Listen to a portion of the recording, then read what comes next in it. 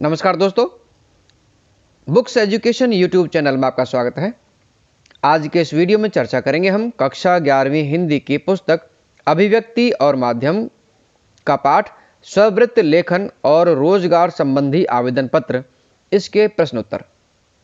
प्रिय विद्यार्थियों, आप इस चैनल पर दूसरे पाठों के प्रश्नोत्तर, व्याख्या, सारांश, बहुवैकल्पिक प्रश्न वो भी देख सकते हैं। आइए प्रश्नों पर चर्चा करते हैं। देखो विद्यार्थियों, आपकी क्लास में आपके अध्यापक आपको बहुत अच्छी तरह से समझाते होंगे, प्रश्नों पर चर्चा करते होंगे। तो जिस तरह से क्लास में आपको समझाया जाता है उसी तरह से मैं आपको यहां समझाने की कोशिश करूंगा। आपको यदि वीडियो पसंद आए, प्रश्न आपको समझ में आए, तो चैनल को सब्सक्राइब और लाइक जरूर करिएगा। पहला प्रश्न है, स्ववृत्त से आप क्या समझते हैं? अच्छा, प्रश्नों का उत्तर बताने से पहले एक चीज़ और बता दें आपको कि यदि आप प्रश्नों को ठीक तरह से ना समझ पाए, आपको किसी भी तरह की कोई परेशानी है इसमें, तो आप कमेंट बॉक्स में कमेंट कर सकते हैं और पाठ को समझने के लिए दूसरा वीडियो वो भी देख सकते हैं कि उसमें स्ववृत्त के बारे में सारी चीज़ें बताई गई हैं। तो इसमें हम केवल प्रश्नोत्तर पर चर्चा करेंगे। पहला प्रश्न है, स्ववृत्त से आप क्या समझते हैं? स्ववृत्त से आप क्या समझते हैं? स्ववृत्त ही पाठ है हमारा। तो स्ववृत्त का मतलब होता है, देखो दो शब्दों से मिलकर बनता है, स्व और वृत्त। जो स्ववृत्त है ये एक विशेष प्रकार का लेखन है। स्व माने अपना, वृत्त माने परिचय। इसमें यहां पर परिचय अर्थ होगा इसका कि स्ववृत्त एक विशेष प्रकार का लेखन है जिसमें व्यक्ति विशेष के बारे में किसी विशेष प्रयोजन को ध्यान में रखकर सिलसिलेवार ढंग से सूचनाएं संकलित की जाती हैं। कहने का मतलब है कि इसमें सूचनाओं का ब्यौरा रहता है, बिल्कुल क्रमबद्ध तरीके से। पहले नाम है, फिर माता का नाम है, पिता का नाम है, जन्म तिथि है, स्थायी पता है, वर्तमान पता है, मोबाइल नंबर है, इस तरह से। फिर शैक्षणिक योग्यता है। तो इसमें बिल्कुल सूचनाओं का क्रमबद्ध या सिलसिलेवार तरीके से ब्यौरा रहता है और स्ववृत्त व्यक्ति की पहचान का माध्यम है। पहचान का माध्यम क्यों है? क्योंकि इसके माध्यम से यदि आपने अपने नियोक्ता को या किसी व्यक्ति को ये स्ववृत्त दे दिया तो वो आपके बारे में पूरी जानकारी उसी एक कागज से ले लेगा। यह किसी नौकरी, पद आदि के आवेदन के साथ प्रस्तुत किया जाता है जिसमें व्यक्तिगत जानकारी उपलब्ध कराई जाती है। आवेदक का नाम, जन्म, शैक्षिक योग्यता आदि सब कुछ लिखा जाता है। तो यह स्ववृत्त होता है। नंबर 2, उम्मीदवार के चयन में स्ववृत्त किस प्रकार मदद करता है? और जब कहीं आप जाते हैं किसी कंपनी में नौकरी के लिए, तो जो नियोक्ता है, जो कंपनी है, वो सबसे पहले आपका रिज्यूम मांगती है, स्ववृत्त मांगती है, बायोडाटा मांगती है। उसी के आधार पर, यानी सबसे पहले उसमें देखा जाता है कि जो उम्मीदवार है उसने किस तरह से अपना रिज्यूम तैयार किया है, स्ववृत्त तैयार किया है, उसकी योग्यता क्या है, कहाँ का निवासी है, कहाँ कैसा अनुभव है उसको, और कौन कौन सी उसकी कार्यतर गतिविधियां हैं। तो किस प्रकार से मदद कर सकता है ये? तो उम्मीदवारों के चयन में स्ववृत्त की महत्वपूर्ण भूमिका होती है। इसके माध्यम से उम्मीदवारों को की गुणवत्ता का मूल्यांकन स्वतः किया जा सकता है। स्ववृत्त व्यक्ति के संक्षिप्त मूल्यांकन का सर्वश्रेष्ठ आधार है। सर्वश्रेष्ठ आधार है ये, यानी कि आप एक कागज में ही आपके बारे में पूरी जानकारी जुटा ली जाती है। दूसरा, एक अच्छे स्ववृत्त में क्या क्या विशेषताएं होनी चाहिए?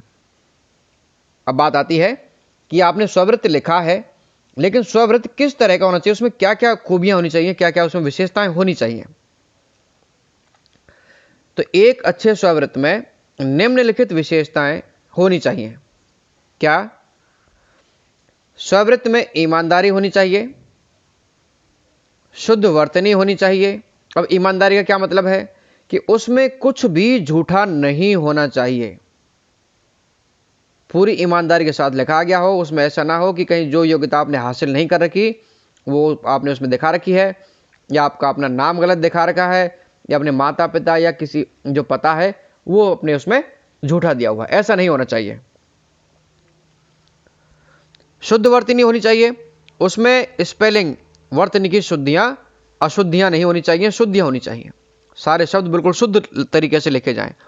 जब आप उसको किसी नियोक्ता को प्रस्तुत कर रहे हैं तो उस समय आप उसको एक बार जांच लें कि उसमें कहीं कोई त्रुटि तो नहीं है।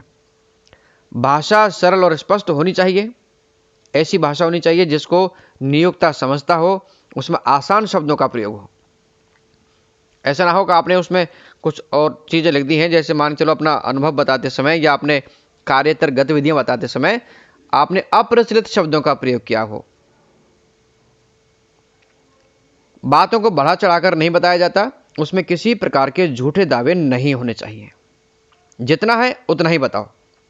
इसीलिए जितना भी हमारा परिचय होता है सबको हम एक कागज में पेश कर देते हैं, तो शॉर्ट एंड स्वीट।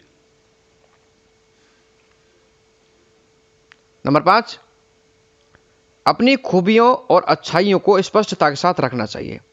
अब देखो जितना है उतना ही बताना चाहिए, लेकिन इसमें जो अपनी खूबियां हैं वो जरूर बतानी चाहिए, क्योंकि हम अपनी खूबियों को ही एक बार में पेश कर देते हैं उसके सामने, तो जो नियोक्ता है वो आकर्षित हो जाता है हमारे प्रति। आकार जरूरत से अधिक लंबा नहीं होना चाहिए। ऐसा नहीं हो कि वो 8-10 पेज का आपने स्ववृत्त बना दिया, उसमें मुश्किल से 2 या 3 पेज होने चाहिए, इससे ज़्यादा नहीं। साफ सुथरा, टंकित या कंप्यूटर मुद्रित होना चाहिए, बिल्कुल साफ सुथरा, यानी कि आपने या तो किसी से टाइपिंग वाली मशीन से वो टाइप करवाया हो या फिर कंप्यूटर से आप टाइप करवा के उसको प्रिंट निकलवाया हो, ऐसा होना चाहिए।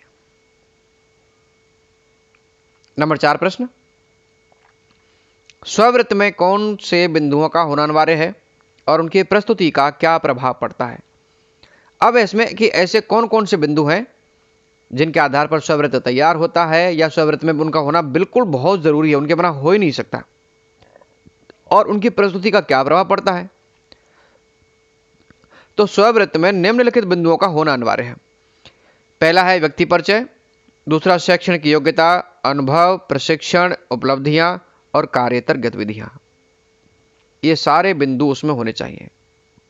अब व्यक्तिगत परिचय में क्या है, आपने स्ववृत्त पढ़ लिया होगा, आपकी एनसीईआरटी की पुस्तक में दिया हुआ है, जो उत्तर वाली जो सहायक पुस्तक आती है उनमें भी है, तो उसमें बिल्कुल बहुत अच्छे तरीके से आप उसमें बनाया हुआ है स्ववृत्त, बिल्कुल नाम क्या क्या, जो व्यक्तिगत परिचय है उसमें नाम, पिता का नाम, क्या क्या चीजें आपको लिखनी है। शैक्षणिक योग्यताएं बिल्कुल क्रमबद्ध तरीके से 10वीं 12वीं BA MA जो आपने कर रखी है वो आप उसमें लिखी जानी चाहिए। अनुभव, आपने यदि कहीं उससे संबंधित नौकरी की है तो उसका जिक्र उसमें होना चाहिए। प्रशिक्षण, आपने किस किस चीज़ का अलग से प्रशिक्षण लिया है उसके बारे में पता होना चाहिए, आपने BEd किया हुआ है, ITI की हुई है या फिर आपने पॉलिटेक्निक किया हुआ है।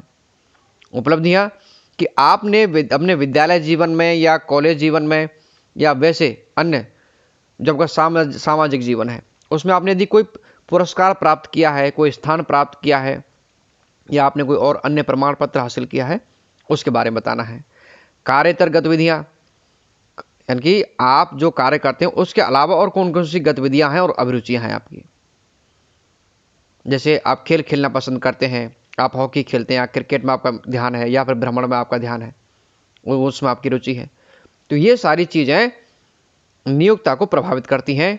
इनका क्या प्रभाव पड़ेगा कि उपरोक्त बिंदुओं की प्रस्तुति का नियोक्ता पर सकारात्मक प्रभाव पड़ता है, सकारात्मक, पॉजिटिव। जितना आप उसमें अच्छा लिखेंगे, अपने बारे में अच्छा ही लिखेंगे, और आपकी प्रतिशत, जैसे आपकी मार्कशीट का जो लिखा जाता है उसमें कि 10वीं में आपके इतने प्रतिशत अंक हैं, 12वीं में आपके इतने प्रतिशत अंक हैं, जितने उच्च प्रतिशत अंक होंगे आपके चयन की संभावना उतनी अधिक बढ़ जाएगी। एक अच्छा स्ववृत्त किसी चुंबक की तरह आपका आकर्षक चित्र नियोक्ता के सामने प्रस्तुत करता है, जिससे आप कहीं भी नौकरी की तलाश में जाते हैं तो सर्वप्रथम अपना स्ववृत्त कार्यालय को भेजते हैं। आपका श्रेष्ठ और उत्तम स्ववृत्त नियोक्ता का ध्यान अपनी ओर अवश्य आकर्षित करेगा और आपको नौकरी मिलने की संभावनाएं बढ़ जाएंगी। तो यह प्रभाव पड़ता है उसका। नंबर 5, स्ववृत्त की भाषा शैली कैसी होनी चाहिए। अब वो साफ सुथरा भी है, टंकित भी है, लेकिन भाषा शैली कैसी होनी चाहिए? स्ववृत्त में आलंकारिक भाषा की गुंजाइश नहीं होती है।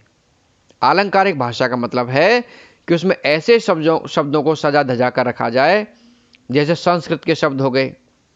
यदि आपने हिंदी में अपना स्ववृत्त तैयार किया है तो उसमें संस्कृत के शब्द हो गए, बहुत कठिन शब्द हो गए, कहीं आप ये दिखाना चाहते हो कि देखो मैं कितना विद्वान हूँ। उसमें आप शब्दों के माध्यम से विद्वता नहीं आएगी, उसमें बिल्कुल सरल शब्द होने चाहिए जिसको नियोक्ता एक ही नज़र में समझ जाए। इसलिए इसकी भाषा शैली सरल, सीधी, सटीक और साफ होनी चाहिए ताकि पढ़ने वाला सारी बातें एक नज़र में ही समझ जाए, उसको ज़्यादा समय ना लगे ये समझने में कि इस व्यक्ति के स्ववृत्त में क्या क्या लिखा है और किस तरह का व्यक्ति है। नंबर 6, स्ववृत्त का आकार कैसा होना चाहिए? आकार कैसा होना चाहिए? बड़ा या छोटा, 2 पन्ने का, 4 पन्ने का, 6 पन्ने का, कितने पन्ने का हो सकता है? तो स्ववृत्त का आकार ना तो अधिक बड़ा और ना ही आवश्यकता से अधिक छोटा होना चाहिए जिससे कि जरूरी बातें छूट जाएं। यानी 2-3 पेज का अधिकतम या न्यूनतम होना चाहिए। ऐसा ना हो कि आधे पेज में खत्म हो जाए। उसमें अपने बारे में जो जरूरी बातें हैं वे जरूर बतानी है। नंबर 7, स्ववृत्त की प्रमुख कमी क्या होती है? और देखो, स्ववृत्त कितना ही अच्छा हो लेकिन फिर भी उसमें एक कमी रह जाती है जिसके कारण हमें उसके साथ आवेदन पत्र अलग से लिखना पड़ता है। कि स्ववृत्त की प्रमुख कमी यह है कि यह सूचनाओं का सिलसिलेवार संकलन होता है, इसमें भाषा का वैयक्तिक स्पर्श नहीं आ पाता। भाषा का वैयक्तिक स्पर्श नहीं आ पाता, यानी कि जो उम्मीदवार है वो अपने बारे में ये नहीं बता पाता कि मैंने कार्य अनुभव तो प्राप्त किया है लेकिन वो अनुभव कैसा अनुभव था, मेरी गुणवत्ता वहां पर क्या रही है, या मेरा कार्य वहां पर किस तरह का रहा है, प्रशंसनीय रहा है या निंदनीय रहा है। उस तरह की चीजें वो स्ववृत्त में नहीं बता पाता, उसके लिए उसे आवेदन पत्र लिखना पड़ता है। अगला प्रश्न, स्ववृत्त में व्यक्ति परिचय के अंतर्गत क्या क्या बातें होनी चाहिए? स्ववृत्त में व्यक्ति परिचय के अंतर्गत नाम, पिता का नाम, माता का नाम, जन्म तिथि, पत्र व्यवहार का पता, ईमेल पता, फोन नंबर लिखा हुआ चाहिए। ये बातें व्यक्तिगत परिचय में आएंगी।